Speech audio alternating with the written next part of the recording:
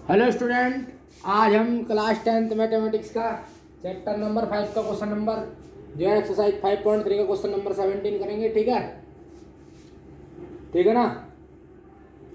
तो question number 17 देखते क्या करा। एक स्कूल के विद्यार्थियों ने वायु प्रदूषण कम करने के लिए स्कूल के अंदर व बाहर पेड़ लगाने के बारे में सोचा। ठीक है, विद्यार्थियों ने वायु प्रदूषण कम करने के लिए स्कूल के अंदर व बाहर पेड़ लगाने का क्या करा, एक डिसीजन लिया। और प्रत्येक कक्षा के प्रत्येक अनुभाग अपनी कक्षा की संख्या के बराबर पेड़ लगाएगा। ठीक है, हर एक क्लास का स्टूडेंट जो है ना, वो अपने कक्षा की संख्या के बराबर एक क्या करेगा, पेड़ लगाएगा। उदाहरण में ले लेते हैं हम, कक्षा फर्स्ट का एक अनुभाग एक पेड़ लगाएगा, कक्षा सेकंड का एक अनुभाग दो पेड़ लगाएगा, कक्षा तीन का एक अनुभाग तीन पेड़ लगाएगा, इत्यादि। ऐसे कक्षा 12 तक के लिए चलता रहेगा। और प्रत्येक कक्षा के 3 अनुभाग है। इस स्कूल के विद्यार्थियों को लगाए गए कुल पेड़ों की संख्या हमें निकालनी है। कुल पेड़ों की हमें संख्या निकालनी है। ठीक है स्टूडेंट, कैसे करते हो ध्यान से देखो। तो लिखना पड़ेगा, प्रत्येक कक्षा के 3 अनुभाग है, लिखना पड़ेगा प्रत्येक कक्षा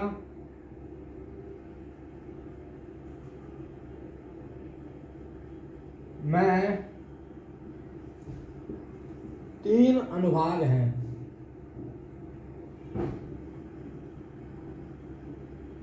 भाई प्रत्येक कक्षा में कितने अनुभाग हैं? प्रत्येक कक्षा में 3 अनुभाग हैं। तो कक्षा फर्स्ट द्वारा लगाए गए कुल पेड़,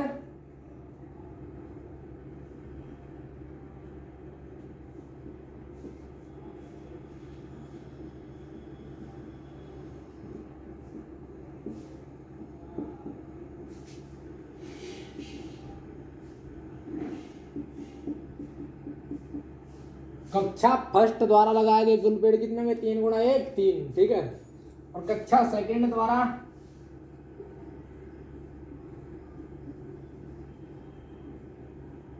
लगाए गए कुल पेड़ कितने होंगे?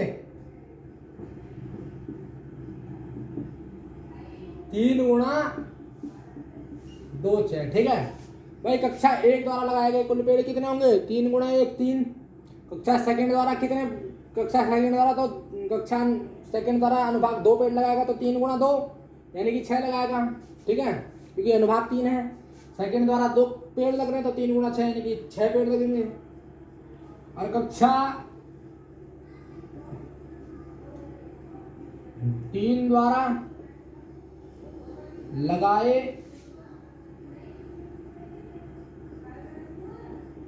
गए कुल पेड़ 3 गुणा 3 यानी कि 9। ठीक है, कक्षा 3 द्वारा लगाए गए कुल पेड़ यानी कि 3 गुणा 3 9। कक्षा 4 द्वारा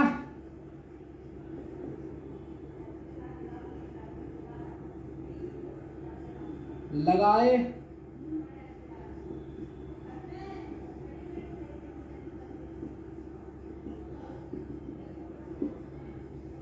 बारह हो जाएंगे, 3 चौक 12। तो अनुक्रम क्या बना? 3 6 9 12 बन गया। एपी क्या बन गई? 3 6 और 9 12 बन गई। ठीक है ना। एक द्वारा लगाए गए पेड़ 3 गुणा 1 3, 2 द्वारा लगाए गए पेड़ तो 3 गुणा 2 6, 3 द्वारा लगाए गए, 3 द्वारा लगाए गए 3 गुणा 3 9। 4 द्वारा लगाए गए कुल पेड़ कितने हुए? 3 गुणा 4 12। तो ठीक है, तब अनुक्रम क्या बनता है? तब अनुक्रम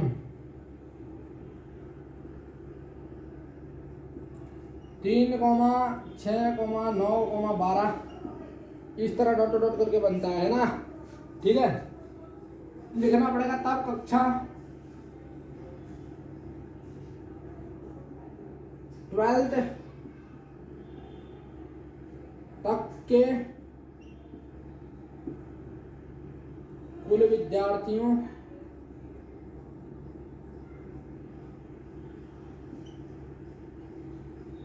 द्वारा लगाए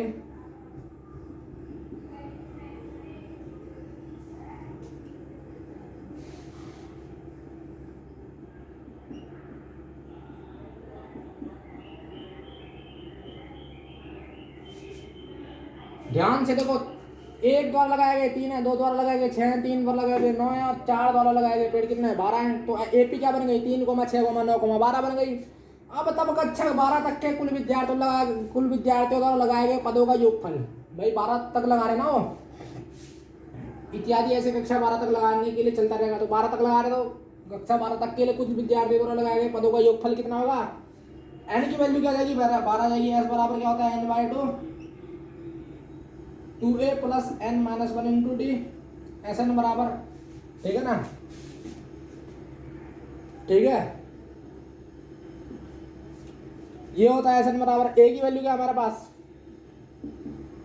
3 और डी की वैल्यू क्या हमारे पास 6 माइनस 3 एन की वैल्यू क्या हमारे पास 12, क्योंकि 12 तक लगाना तो एन की वैल्यू क्या 12, ए की वैल्यू क्या 3 और डी की वैल्यू कैसे निकालते हैं 2 माइनस 7 यानी कि 6 माइनस 3 3 आ जाएगा। अब एस एन है ना, एस अब एन की जगह क्या रख देंगे 12 रख देंगे। एन की वैल्यू 12 है तो 12 बट्टे 2 2a, ए की वैल्यू क्या है 3 तो 3 रख देंगे। एन की वैल्यू क्या है 12 तो 12 माइनस 1 हो जाएगा। डी की वैल्यू क्या हमारे पास 3 है ऑलरेडी तो 3 रखेंगे। 2 को 12 से काटेंगे 6, 2 3 दूनी 6, 12 माइनस 1 11, 11 गुना 3, ठीक है। एस बराबर 6, 11 3 33, एस बराबर 6, 6 और 33 कितने होते हैं 39।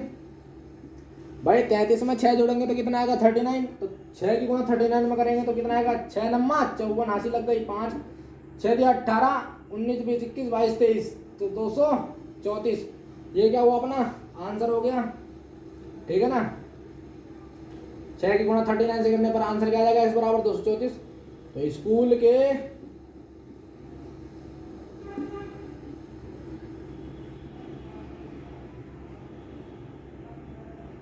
स्कूल के विद्यार्थियों द्वारा लगाए गए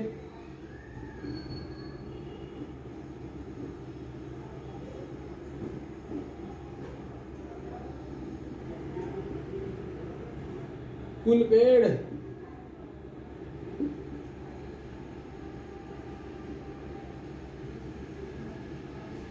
तो स्कूल के विद्यार्थियों द्वारा लगाए गए कुल पेड़ कितना हुआ 234 हो गया, ठीक है ना। भाई एक बार लगाए गए पेड़ 3 गुणा 1 3, अच्छा 2 द्वारा लगाए गए पेड़ 3 गुणा 2 6, 3 द्वारा लगाए गए कुल पेड़ 3 गुणा 3 9, 4 द्वारा लगाए गए कुल पेड़ 3 गुणा 4 इनकी 12। तो एपी क्या बनेगी 3 6 9 12, ए की वैल्यू जाएगी 3, डी की वैल्यू जाएगी 6 माइनस 3 3, एन की वैल्यू जाएगी 12 क्योंकि 12 तक लगाना है तो 12। एस एन बराबर होता है n/2 2a plus n minus into D. N की जगह 12 रख देंगे तो 12/2 2a, ए की वैल्यू 3 है तो 3 रखी है मैंने, एन की वैल्यू 12 तो 12 माइनस 1 और यहाँ डी की वैल्यू क्या रखेंगे 3 रखेंगे 3 आई। अंदर सॉल्व करते हैं 2 से 12 का काटा 6, 3 गुणा 2 6, 12 में से 11 11 गुणा 3 33, 33 प्लस 6 39, 39 की मल्टीप्लाई 6 करने पर 234। तो स्कूल के विद्यार्थियों द्वारा लगाए गए कुल पेड़ कितने होंगे 234। 12 तक कितने होंगे स्कूल के विद्यार्थियों द्वारा लगाए गए कुल पेड़ कितने होंगे 234 होंगे, ठीक है। इस तरह क्या हो गया ये अपना आंसर हो गया। तो अगला क्वेश्चन करते हैं। तो पॉज है at the video note down, बड़ा आसान क्वेश्चन था ये, ठीक है। स्क्रीनशॉट ले लीजिए, ठीक है ना, स्क्रीनशॉट ले लो और अगला क्वेश्चन करते हैं।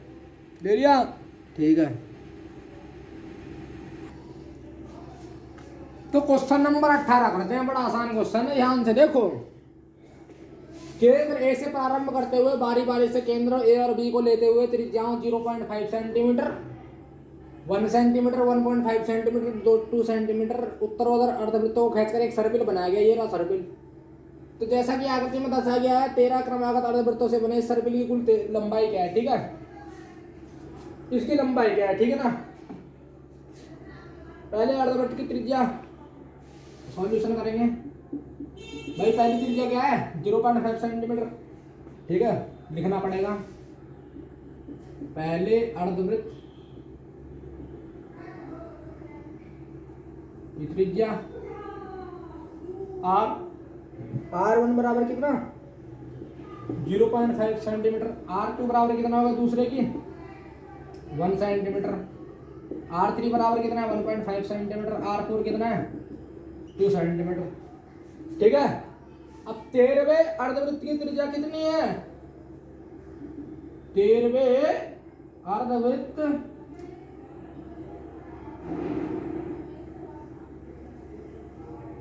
की त्रिज्या आर 13वें अर्धवृत्त की त्रिज्या में निकालनी है, ठीक है ना। आप क्वेश्चन पढ़िए। केंद्र ए से प्रारंभ होते हुए बारी बारी केंद्र ए और बी को लेते हुए त्रिज्याओं 0.5 सेंटीमीटर, 1 सेंटीमीटर, 1.5 सेंटीमीटर, 2 सेंटीमीटर वाले अर्धवृत्त उत्तरोत्तर वृत्त को खींचकर एक सर्किल बनाया गया है। जैसा कि आकृति में दर्शाया गया कि 13 क्रमागत अर्धवृत्तों से बने इस सर्किल की कुल लंबाई में निकालनी है, यानी कि 13वें अर्धवृत्त की त्रिज्या पहले निकालेंगे हम, ठीक है ना। तो R1 की वैल्यू क्या हमारे पास 0.R1, यानी कि R बराबर क्या है 0.5 सेंटीमीटर, ठीक है। D कैसे निकालेंगे, R2 माइनस R1 करिए, ये तो सार्वंतर होगा, एक में से 1.5 बताएंगे, R2 माइनस R1 करके। R2 की वैल्यू 1 है और R1 की वैल्यू 0.5 है, तो कितना आएगा 0.5 सेंटीमीटर, ठीक है। N की वैल्यू कितना है 13, क्योंकि 13 को निकालना है, ठीक है नहीं। R 13 बराबर कितना हो जाएगा, R plus N minus 1 into D. R यहाँ पर प्रथम पद का कार्य करेगा। R 13 बराबर कितना, R की वैल्यू कितनी है स्टूडेंट 0.5, N की वैल्यू 13 है, 13 माइनस 1, D की वैल्यू कितनी हमारे पास, D की वैल्यू हमारे पास कितने 0.5 है, ठीक है ना। 0.5, 13 माइनस 1 12, 12 गुना 0.5, ठीक है नहीं। अब 12 पंजे कितना होता है 60 होता है, 0.5 12 पंजे कितना होता है 60 होता है, तो 60 होगा तो 0.6 लग जाएगा, क्योंकि पॉइंट में है तो 12 पंजे 60 नीचे की जाएगा, पॉइंट लग जाएगा, तो यानी कि R 13 की वैल्यू कितनी जाएगी 0.6 प्लस 0.5, यानी कि 6.5 क्या हो जाएगी, R 13 की वैल्यू जाएगी 6.5 सेंटीमीटर, ठीक है। तो 6.5 क्या हो जाएगा, इसकी वो हो जाएगी रेडियस R 13 की। इसको मिटा देता हूँ, कोई दिक्कत नहीं है नहीं, कोई दिक्कत नहीं है, इसकी बात मिटा देते हैं इसको हम। अब लिखेंगे इन अर्धवृत्तों की पढ़ दिया,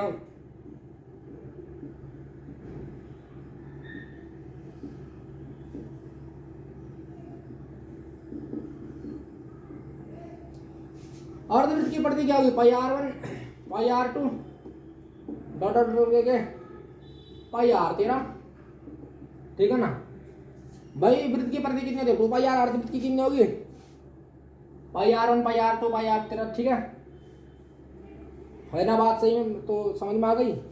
अब लिखना पड़ेगा 13 क्रमागत अर्धवृत्तों से बने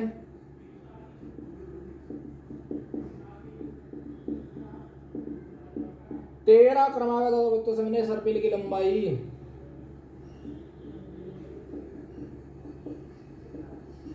ठीक है ना।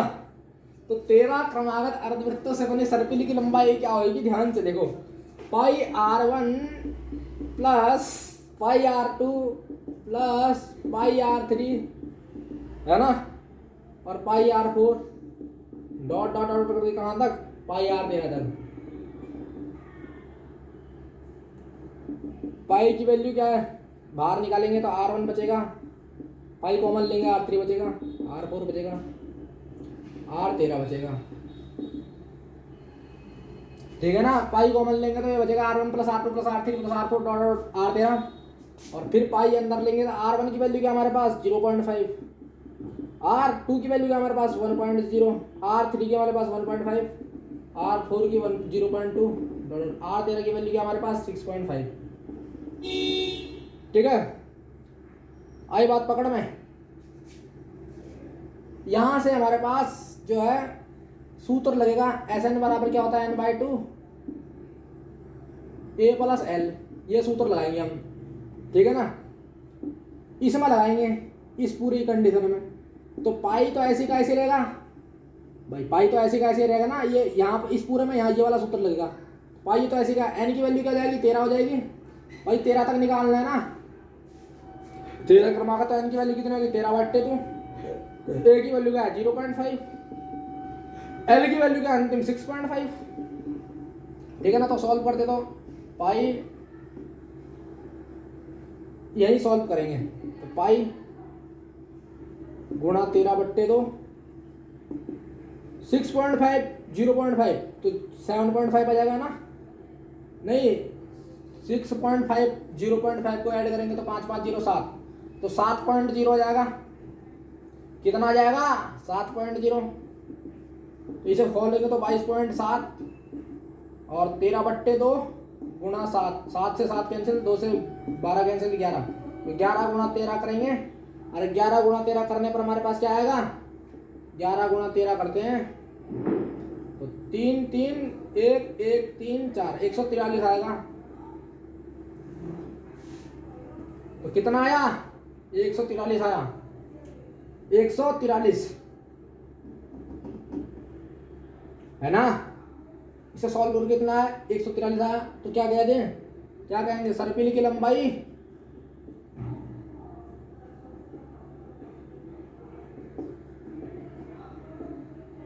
143 सेंटीमीटर, 143 सर्पिल की लंबाई कितनी हो गई 143 सेंटीमीटर। आई बात पकड़ में। तो इस तरह क्या हुआ, ये अपना आंसर हो गया। बड़ा आसान क्वेश्चन था, इसे करा हमने। R1 की वैल्यू हमारे पास 0.5, R2 की वैल्यू 1, R3 की है, R4 की है ना। तो भाई रिजल्ट क्या है हमारे पास, R क्या है हमारा, R1 की वैल्यू 0.5, R2 की वैल्यू क्या हमारे पास 1 सेंटीमीटर। डी कैसे निकालते हैं, R2 माइनस और R1 करेंगे, 1 में से 0 पॉइंट घटाएंगे तो 0.5 सेंटीमीटर आएगा। हमें 13 तक निकालना, 13 बढ़ते तो n की वैल्यू 13 हो जाएगी। R13 बराबर R plus n minus 1 duty. R यहाँ पर प्रथम पद का कार्य करेगा।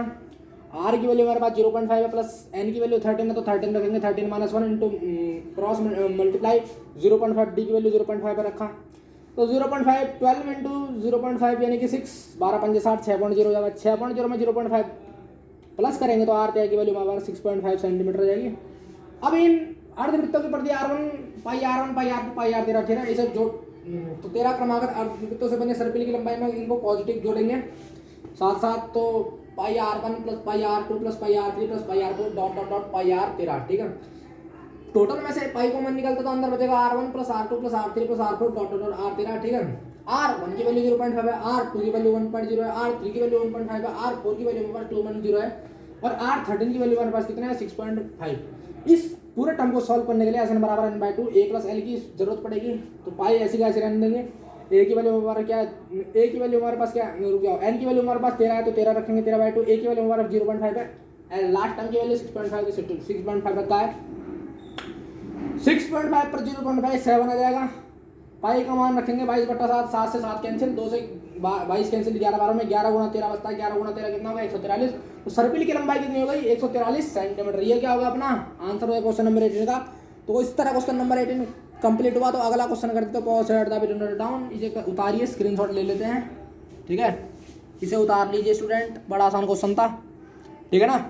स्क्रीनशॉट ले लीजिए, अगला क्वेश्चन करते हैं। स्क्रीनशॉट ले लिया, थैंक यू। अगला क्वेश्चन करते हैं। सो स्टूडेंट क्वेश्चन नंबर क्या करेंगे 19 करेंगे। क्या कह रहा है ध्यान से देखो, कह रहा 200 लट्ठों की ढेरी के रूप में इस प्रकार रखा जाता है। सबसे नीचे वाली पंक्ति में 20 लट्ठे हैं, उससे अगली पंक्ति में 19 लट्ठे हैं, उससे अगली पंक्ति में 18 लट्ठे हैं। जैसा चित्र में दिखाया जाता है ये 200 लट्ठे कितनी पंक्ति में रखे हुए हैं, सबसे ऊपरी पंक्ति में कितने लट्ठे हैं। देखो लट्ठे इस प्रकार रखे हुए हैं, ऐसे रखे हुए लट्ठे। तो इस तरह के लट्ठे रखे हुए हैं, मतलब लकड़ी रखी हुई है। तो चित्र मैंने दिखा रहा हूँ, कोई दिक्कत नहीं, आप बुक निकाल लीजिए, बुक में चित्र रखा हुआ है। क्योंकि जो है मेरे से चित्र थोड़ा ढंग से अच्छे से बन नहीं रहा है, तो आप किताब निकाल लेंगे ना, किताब निकाल लेंगे तो 5.3 का क्वेश्चन नंबर 19 आप देख सकते हैं ठीक है। तो मैं सीधा सीधा क्या कर रहा हूँ, बना रहा हूँ। तो लिख ले, सबसे लिखना पड़ेगा, सबसे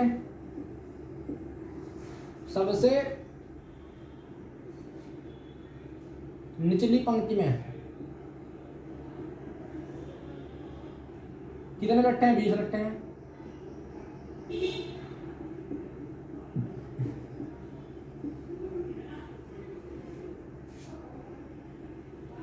सबसे नीचे वाली पंक्ति में कितने लट्ठे हैं 20 लट्ठे हैं। तो सबसे निचली वाली पंक्ति में 20 लट्ठे हैं।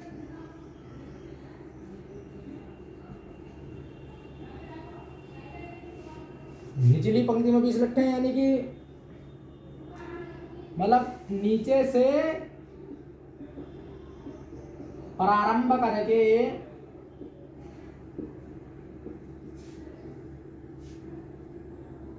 प्रारंभ कर प्रथम पंक्ति में।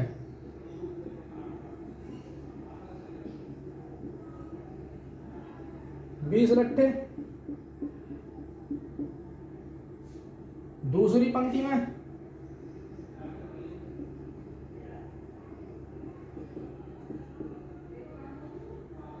19 लट्ठे हैं तीसरी पंक्ति में,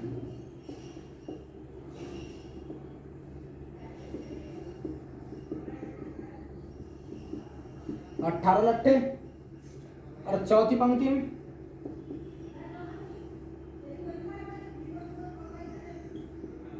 17 लट्ठे होंगे। भाई पहली में क्या है 20 लट्ठे, दूसरी में क्या 19 लट्ठे, तीसरी में क्या 18 और चौथी में क्या 17 लट्ठे। तो एपी क्या बन गई,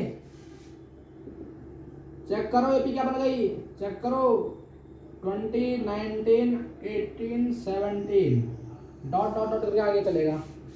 ए की वैल्यू कितनी आएगी 20 आ गई, डी की वैल्यू कितनी आएगी 19 माइनस 20 यानी कि 1 आ गई माइनस का। एन की वैल्यू कितनी है पता नहीं है, एन की वैल्यू तो सबसे पहले क्या कर लेते हैं, माना पंक्तियों की संख्या एन है, माना पंक्तियों की संख्या n है, ठीक है। और लट्ठे 200 है, यानी कि ऐसा नहीं वैल्यू हमारे पास कितना है 200 है, लट्ठे कितने हमारे पास 200 है, ठीक है। तो Sn बराबर क्या होता है n/2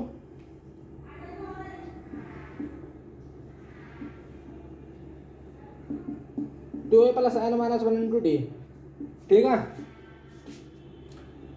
Sn की वैल्यू 200 है, n की वैल्यू क्या हमारे पास पता नहीं, तो n/2 ऐसे का ऐसे रहेगा। a की वैल्यू क्या हमारे पास 20 तो 20 रखेंगे, n माइनस 1, डी की वैल्यू क्या हमारे पास -1 तो -1 रखेंगे, ठीक है ना। 2 को मल्टीप्लाई में ले जाएंगे तो 200 गुणा 2 हो जाएगा,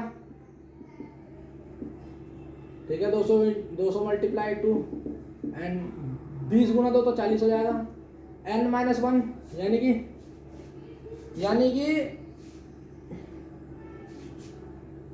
इसे माइनस ले जाएंगे, ये माइनस की मल्टीप्लाई n में होगी तो -n और माइनस माइनस 1 हो जाएगा प्लस हो जाएगा। तो 200 गुणा 2 कितना हो जाएगा 400, n 40 plus 1 41, 41 minus n 400, n की मल्टीप्लाई अंदर करेंगे तो 41n और फिर n की मल्टीप्लाई अंदर करेंगे तो n स्क्वायर। स्टूडेंट इनको अंदर इधर ले जाते हैं तो n स्क्वायर पॉजिटिव हो जाएगा, 41n नेगेटिव हो जाएगा और 400 पहली पॉजिटिव हो जाएगा ऑल्सो। इसका फैक्टर निकालते हैं 400 का, 10 से करेंगे तो 40, फिर 10 से करेंगे तो 4, फिर 4 से करेंगे तो 1। क्या करना है 41 लाना, 10 चौक 40, 40 10 51। तो 10 गुणा 4 लिखा ना ये, तो 10 को 5 गुणा 2 लिख देते हैं, फिर 10 को 5 गुणा 2 लिख देते हैं, फिर 4 ऐसे लिख देते हैं। तो क्या बनेगी 40 आ गए, क्या बढ़ेंगे फैक्टर 2 दूनी 4, 4 चौक 16 और 5 5 25, 16 प्लस 25 करें कितना बचे 5 1 6 11 4 41, ठीक है। 25 और 16 करेंगे,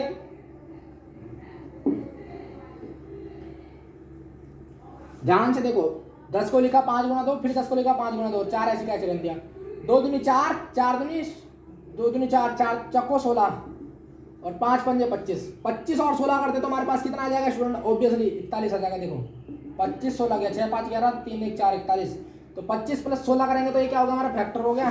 25 प्लस 16 करते हैं तो ये हमारा फैक्टर हो जाएगा n स्क्वायर 25 प्लस 16 n 400 बराबर 0, n स्क्वायर 25n माइनस का 16n प्लस 400 बराबर 0,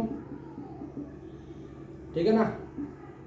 n कॉमन लेंगे तो अंदर बचेगा n माइनस 25 और 16 यहाँ से लिया तो n अंदर क्या बचेगा n माइनस 25 बचेगा आज भी, तो n माइनस 25 कॉमन आ गया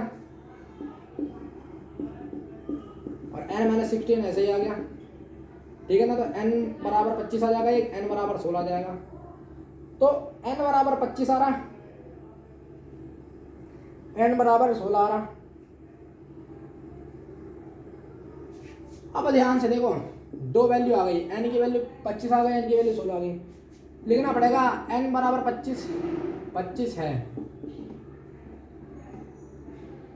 तब, ठीक है। तो ए एन बराबर क्या होता है, A plus N minus one into D. A की वैल्यू हमारे पास क्या होगी स्टूडेंट, 20 है, और इसकी वैल्यू क्या है, एन की वैल्यू 25 माइनस 1। डी की वैल्यू हमारे पास क्या है स्टूडेंट, -1, ठीक है। तो 20 तो 24 -1, 20 माइनस 24 तो माइनस का 4। ये एन की वैल्यू नेगेटिव आ गई तो एन बराबर 16 रखते हैं, 16 के लिए ए एन बराबर A plus N minus one into D. A की वैल्यू 20, एन की वैल्यू कितनी है हमारे पास 16, डी की वैल्यू -1 हो जाएगा।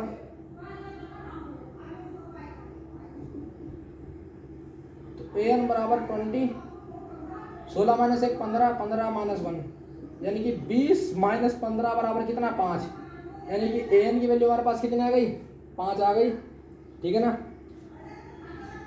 और एन की वैल्यू 16 आ गई, ये इम्पॉसिबल हो गया। तो एन बराबर 25 जो है संभव है, और एन बराबर 16 चलेगा क्योंकि ए एन की वैल्यू पॉजिटिव आ गई। यहाँ पर ए एन की वैल्यू नेगेटिव आ गई तो नॉट पॉसिबल, इसको लिख देंगे नॉट पॉसिबल है, क्योंकि एन बराबर 25 पे हमारे पास ए एन की वैल्यू माइनस का नेगेटिव आ रही है, ठीक है ना। और एन बराबर 16 रखेंगे तो ए एन की वैल्यू हमारे पास 5 आ रहा है, 5। तो ये क्या हो गया हमारा संभव है, यानी कि कुल पंक्ति कितनी है लिखना, यहीं पे लिख देंगे कुल पंक्ति ऐसे लिख देंगे, कुल पंक्ति 16, ठीक है। सबसे ऊपर की पंक्ति में लट्ठे कितने हैं 5, सबसे ऊपर की पंक्ति में लट्ठे कितने हो गए 5 हो गए, 5 लट्ठे हो गए। कुल पंक्ति 16 गई, सबसे ऊपर वाले पंक्ति में लट्ठे कितने हो गए 5 हो गए, ठीक है ना। ये क्या हो गया इस तरह अपना क्वेश्चन नंबर 19 कंप्लीट हुआ। तो अगला क्वेश्चन करते हैं, pause at the noted down, ठीक है। अगला क्वेश्चन करते हैं, इसका स्क्रीनशॉट ले लो, बड़ा आसान सा क्वेश्चन था, ठीक है ना, बड़ा आसान क्वेश्चन था, ठीक है। तो pause at the noted down. धन्यवाद स्टूडेंट।